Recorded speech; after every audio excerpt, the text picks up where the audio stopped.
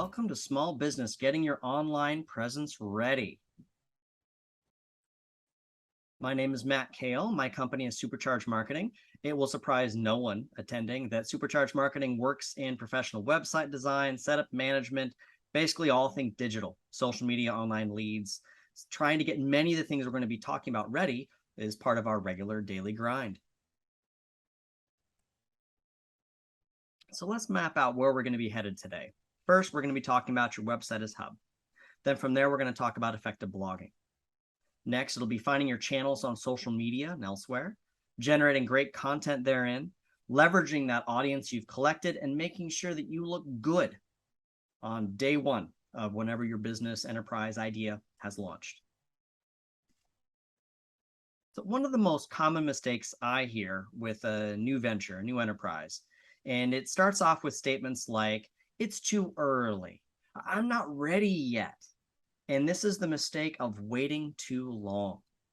We see far more often that businesses have waited too long rather than ever be too early to start developing their online presence. Now you're attending today, which means you're ahead of the curve. But still then you're going to have some of these nagging doubts and things that are going to try to slow you up. The theme of not waiting too long is something I'm going to come back to again and again. So let's start off with the website. And this is going to be the website that you're going to build to represent your business. Nothing else will do as much for your business as your website. Many of these different themes that we're talking about, ads, blogging, social profiles, search engine optimization, any webinars or anything else you might put on there, as well as brochures and email marketing, it all loops back in center to your website. In some way, your website is going to contribute to that and help or hinder you. So here's some immediate homework, and that is about getting a website domain for your business. Now, some of you are going to say, well, I'm not exactly sure of the name yet. I hadn't really thought that through yet. That's okay. They're going to have some ballpark estimates or ideas of what you might be calling your business. I'd like you to go look into some domains and purchase some.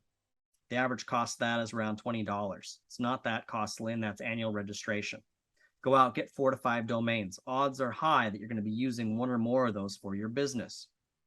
After that, it's going to be about developing an initial landing page, a place with core content for people to go and visit, where they can learn and understand about what you're putting together, what you're getting ready. Now, this does not have to be complete. You're going to be naturally expanding it over time. Now, the good news over on the front of web design is that it used to be you had to know coding, lots and lots and lots of coding, HTML, CSS, ASP, oh, there's tons of them, and there's even more recent ones than that. Now, that was good for the people, those of us who knew how to code, we could do stuff, but of course, if you missed even a semicolon or a closed bracket, you got a screen like this. And of course, temporary, it was never temporary, come on. It was a big fix and a huge pain. Do not be intimidated by those types of mistakes nowadays. We are in very, very different times where you have many of these builders available for you to, it's nice to know coding, but it's less critical than it used to be. That includes tools like Squarespace, Wix, Drupal, WordPress right behind me, which I'm partially hiding. All of those are great ways where you can put together that landing page and site, and it doesn't have to be nearly as much of a detailed grind as it used to be with lines of coding. Again, even if it is early, you will have information to share. Even if your name or your concept or your emphasis change, you can share information about that on a impressive landing page or a website. The site behind me doesn't have a lot of information on it, only because I'm showing you only a portion of it, but it has critical information. If I want to be able to call to find out more about what you do, I can do that. If I also want to get an estimate or submit a contact form, I can do that. Without any scrolling, I become familiar with some of the branding that they put together and also who they serve and what they do. There's not a lot of information on display behind me, and there's no reason for you not to start putting that landing page together sooner rather than later. It's also never too early to collect reviews. Now, the chief objection here you'll get is that, well, my business is new. I don't even have a business yet. How can I get reviews for a business that does not yet exist? And you can. It's quite simple. You are likely going to be synonymous with your brand at first, with your business, and that's okay. You are going to be getting reviews and testimonials that relate back to you as an individual, the ethic that you bring, the dedication, the focus, the attention, all the positive things people can say about you. So first off, a lot of these reviews and testimonials may focus on you, and that is okay. Now, over time, you're going to shifting more into general business and branding type of reviews, but you really want to get those third-party testimonials together sooner rather than later, because there's going to be a bunch of ways you're going to be able to use them. Also, if you're active on social media, LinkedIn profiles, Facebook business pages, other types of things, those are slam dunk sorts of links to add on to your landing page or website. That can help you rank. They can show other places where people can find information about what you're doing and interact with you. All sorts of positives can come out of that. One other thing, I could talk a lot more about the various aesthetics of web design. I'm not going to talk about much on that front, with one big exception, and that involves fonts.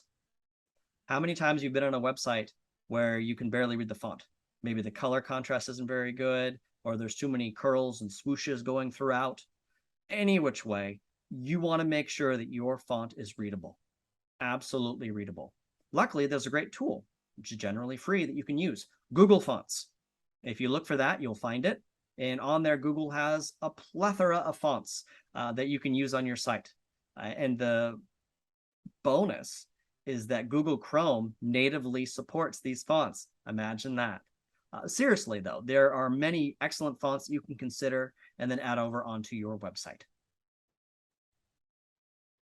Now, over time, you're going to kind of set some things up, and naturally things are evolving and changing, and that's perfectly fine.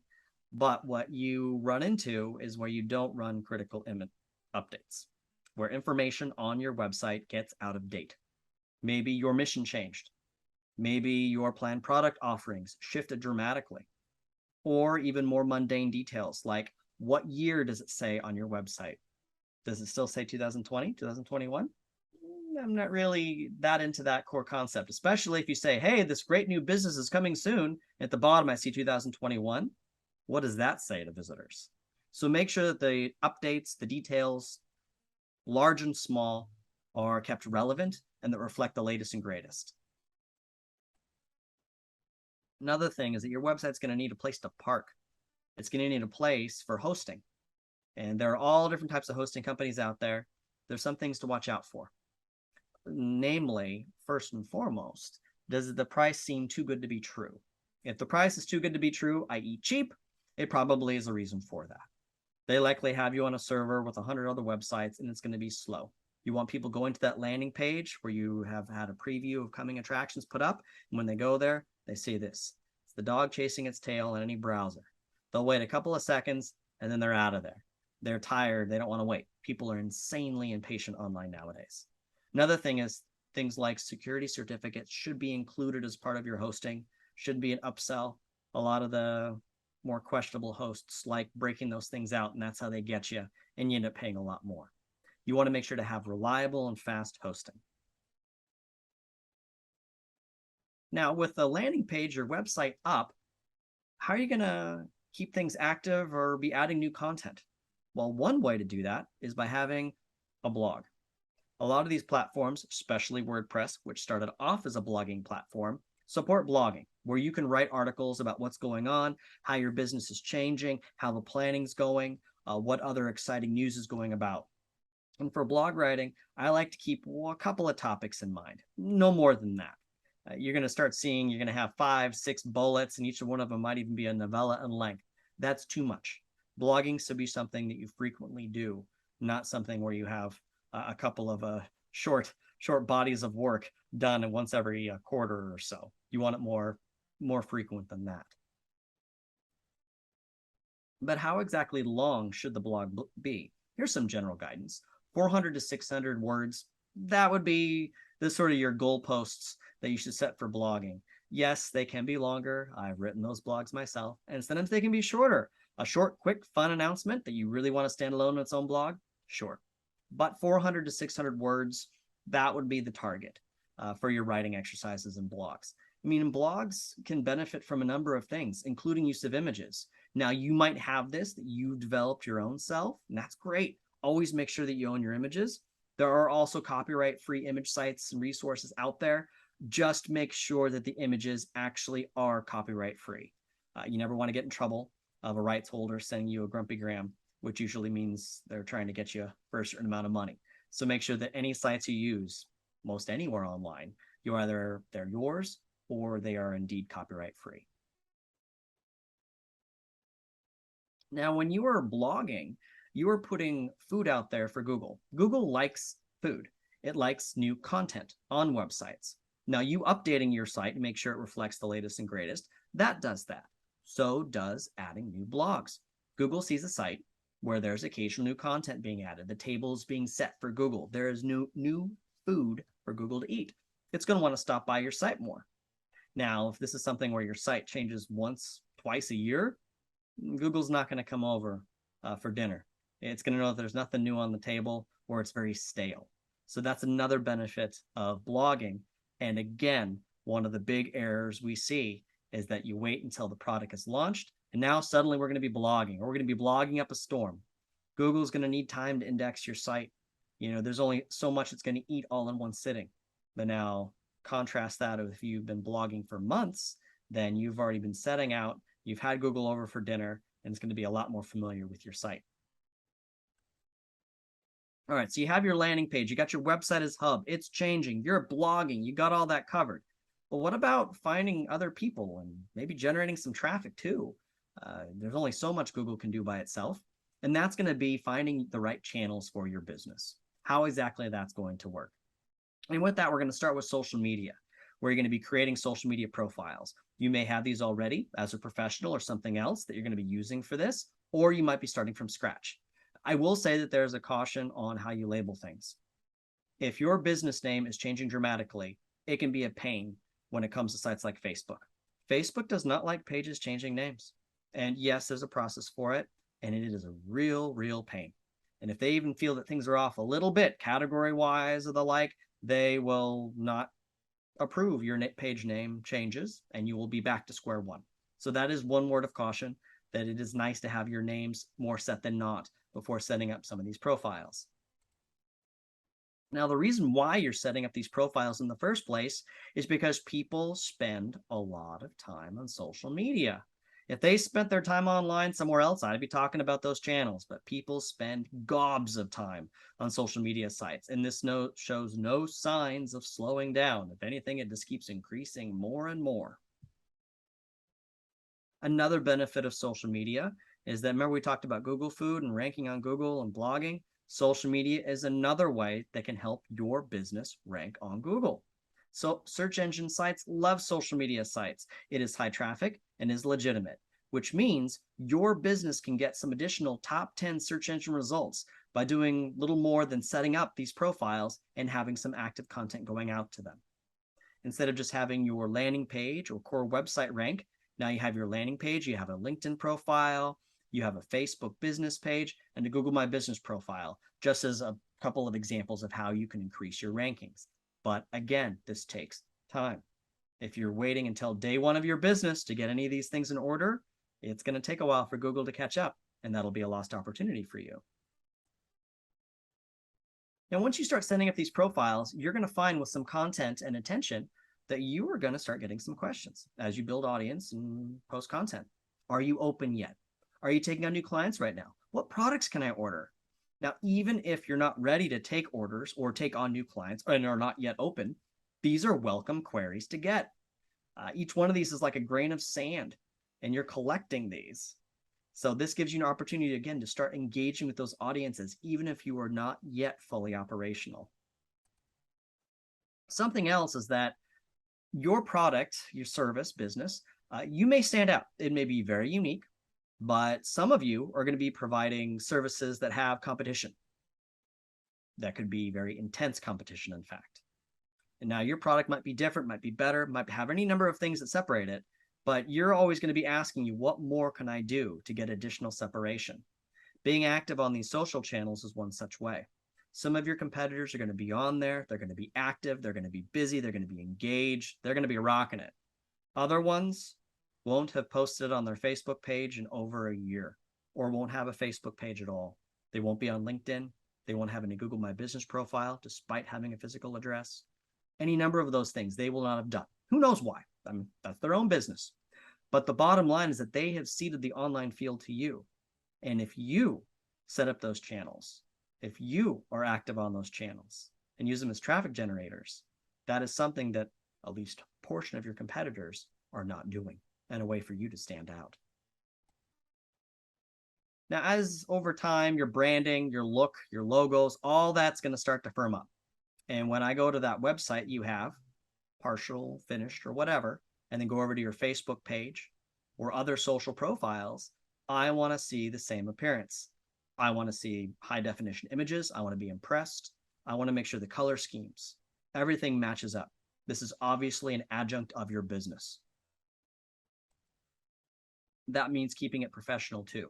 Now, if you're in clowning or in other clown enterprises, I suppose this personal profile for your Facebook business page, real actual one here, would work. For the rest of us, not a good idea. One other thing, a very simple and often overlooked fact is that social media profiles should be fully filled out. Now, you thought about your name, probably email or website address, some of that key information. A lot of other information, short descriptions, other types of addresses, what type of business you do, call to action buttons that many of these social profiles and channels support are never fully filled out by businesses. We see this with shockingly large businesses. Don't be one of those. Make sure everything is complete. Now, after you have your websites in place, at least the start of it, and you're on these channels, you've established beachheads, and then comes the question, okay, what exactly do I do now? How exactly do I build an audience? Where do I start? And really, it is like a garden. And you have to think of, how am I going to water the garden to grow? And this really gets down to two core strategies that you're going to employ. The first is developing great content, and the second is considering advertising, especially when you get close to your business's launch. Now, generating great content is going to be a mix. There's no one right answer, not for anybody who's on sites like Facebook, Twitter, and beyond. It's going to be a mix. It's going to be text. It's going to be relevant links. It's going to be images. Could be video. You know, the small devices we carry around in our back pocket can take some pretty remarkable images that may be parts of your day. They're all different ways that you can generate content and then bring them to bear in your social profiles. Now, do not overthink this. So many clients where they think that they have to come up with high poetry or iambic pentameter or some such parameters, or like, oh my gosh, this is going to be entirely worthless. I may have misspoken, and that's just terrible. It's all about consistency, and it's also about frequency. Being able to hit a normal posting schedule and being able to stay with it is enormous. Don't overthink it. Get the content out there, get it regularly. It's like swinging at a piñata.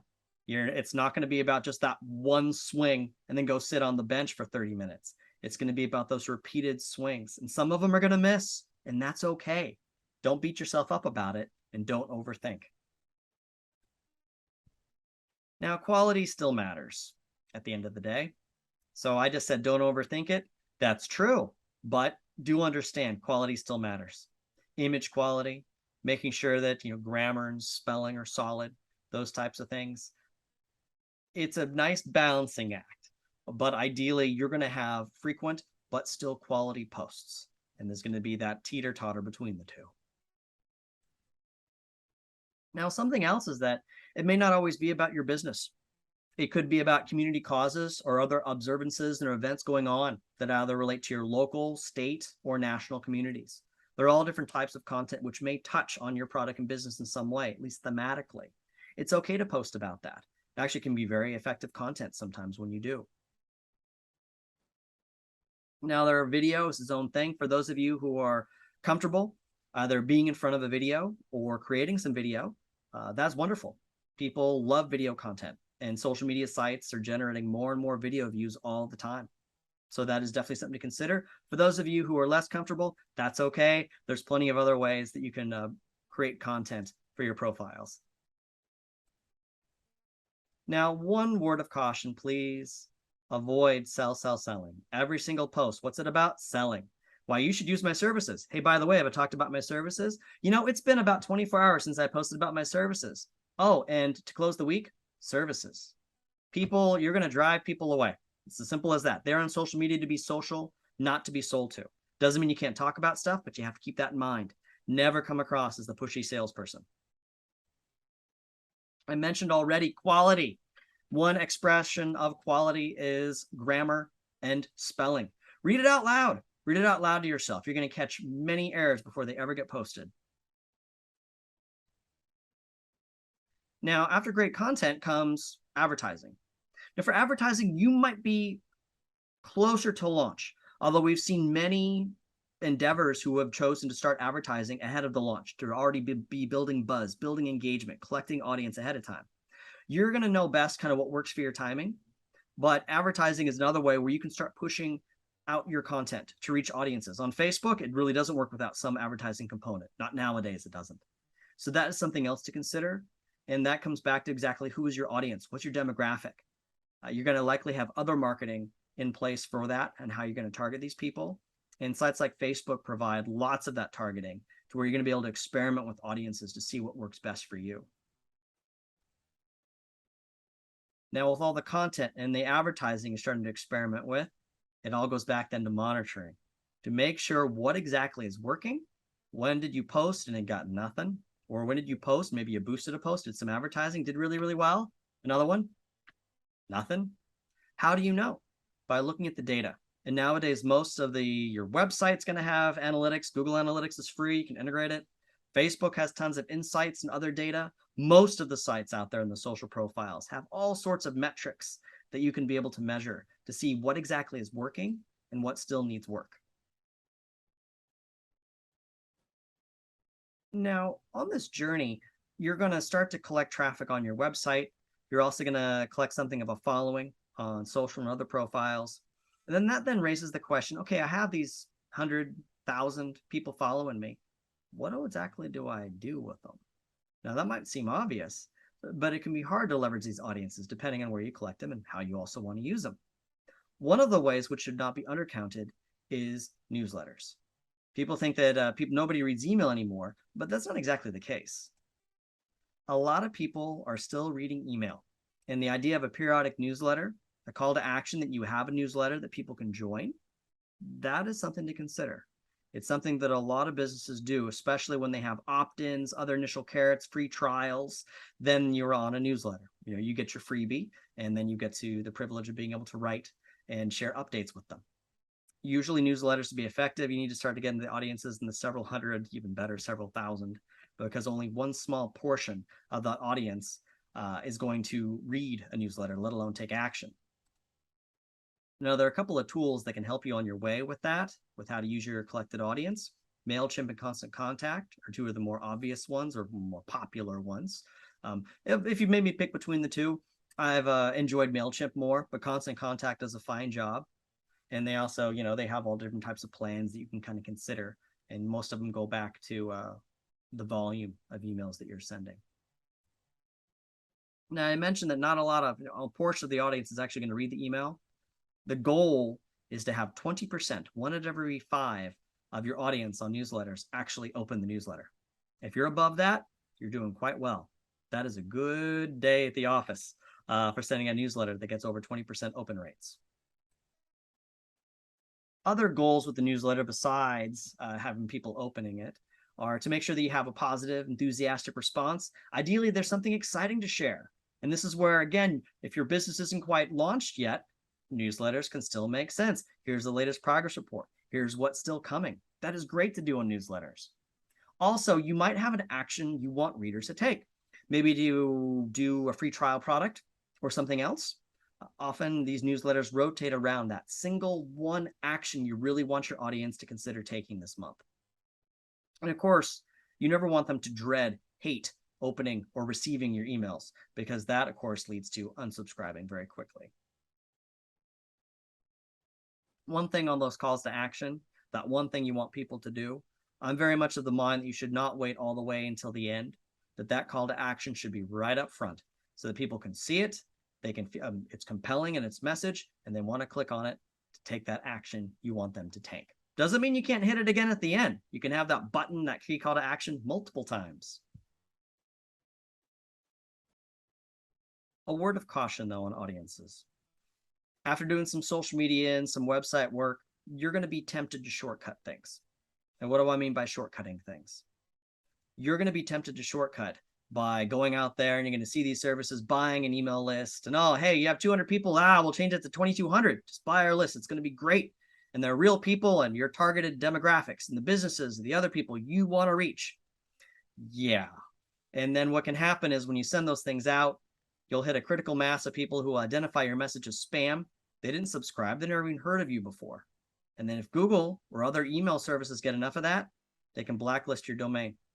That can get your site delisted. It can also have things like your email stop working and no longer sending or be able to receive messages.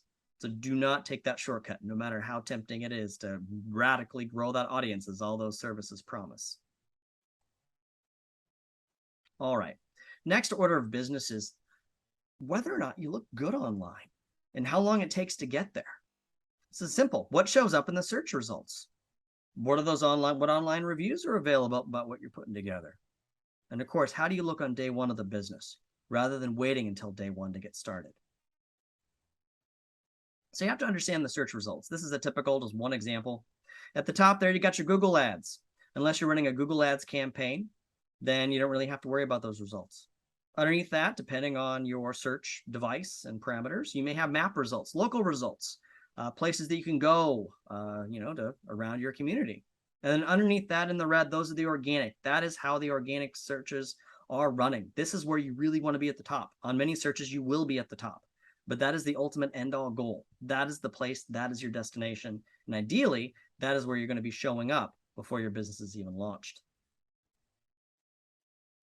One extra plug on Google My Business, especially for those of you with a physical location and kind of provide a discrete service. Google My Business, it's Google's answer to social media, but it's also combined in with reviews and listings as well, sort of a hybrid.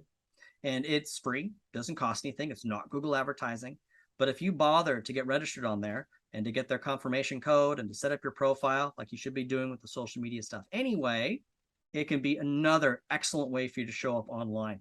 It can also help hit Google over the head that this website is also on this Google My Business profile, which can also help your website rank higher. It's definitely worth something to look into for your business. Here's just one example of my own business. So you can see there on the right-hand side, that big real estate there. You can see actually the lightning photo. That is my Google My Business profile. You can see actually the search parameters I have for service areas. You can see some updates because I post there. We post there actively for my business and all sorts of other information. There on the left, you see my websites there at the top. Underneath that, you got videos. Underneath that, you have other social media and other social links. Now, I'm not saying you have to be that strong on day one, but ideally, you're going to have some of this in place. And so you're going to be looking good. If people look for your business name, potentially even your name, they're going to have multiple places to go. And the multiple places to go should all have a couple of things in common: name, address, phone, and maybe email. NAP, the NAP method, if you will. This should be the same everywhere. This will also help Google to show you in more places and to help you look good online. No matter where I find you, I have very common information on who you are, what you're about, and how I can contact you. Now, this also begs the question, where exactly can I collect online reviews? Now, I like Google reviews. It remains the top choice in my opinion. It's also integrated into their search engines. There are other sites too. But if you ask me to prioritize, Google reviews is at the top. And it's a place, again, where those early reviews, remember we talked about collecting those for your site and stuff. You can also make sure to collect those online. Now, just ending on a couple of challenges that you're likely going to face, and this is okay. It's really the big three: time, technology, and interest. If you have a couple of other things going on, the technology is always changing. And of course, do you really want to do this or not? That is a question. So one thing you can do is create a schedule. Break things down. If you have calendars, online calendars, you can create tasks and other assignments to hold yourself accountable. You can create that routine and then stick to it going forward. In regards to technology, you should always have access to everything. You also have to accept technology is just going to continue to keep changing. That's just the shape of it.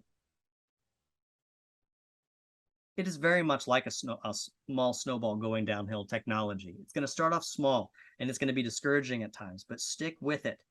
The economy, the landscape, the technology, all those things are going to keep changing. But don't throw things out after a couple of weeks. Keep moving forward. And of course, you also have to know yourself. This may not be your cup of tea, or parts of it are, but not all of it. That's fine.